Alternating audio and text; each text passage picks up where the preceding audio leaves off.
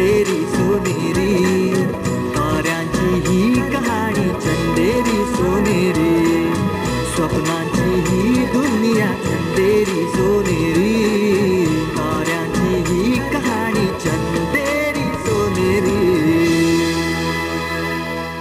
Hi friends, चंदेरी सोनेरीच्या या भागात मी रंगनाथ पाटील तुम्हा सर्वांचं मनपूर्वक स्वागत करत आहे. नावावरून जरी धार्मिक वाटत असेल तरी एका वेगळ्या विषयावरचा सिनेमा देऊळ.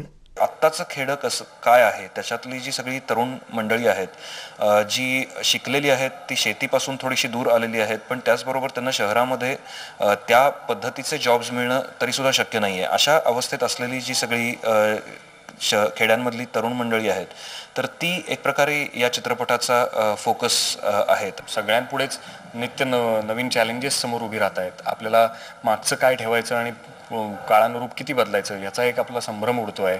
अशा सगळ्या माणसांची ही गोष्ट आहे. ज्या वेळेला मी ती कथा ऐकली होती तेव्हा मला वाटलं होतं की ह्या कथेला एक नॅशनल रीच आहे. म्हणजे ही कथा जरी आम्ही मराठीत याचा चित्रपट करत असलो तरी हा आपण कुठल्याही भाषेत जरी चित्रपट केला तरी भारतातल्या कुठल्याही प्रांतातल्या लोकांना हा चित्रपट जवळचा वाटू शकेल. देवीशा फिल्म्सच्या या चित्रपटाची निर्मिती केली आहे अभिजित घोलप यांनी, तर दिग्दर्शन केलंय उमेश कुलकर्णी यांनी. खूप चांगले कलाकार आमच्या पाठीशी या चित्रपट बनवताना उभे राहिलेले आहेत.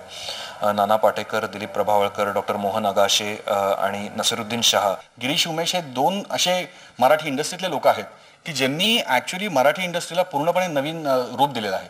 आणि त्या दोघांबरोबर मला काम करायला मिळतंय आणि माझा बॅनर त्यांच्याबरोबर असोसिएट होत आहे, हे खरंच माझं भाग्य आहे.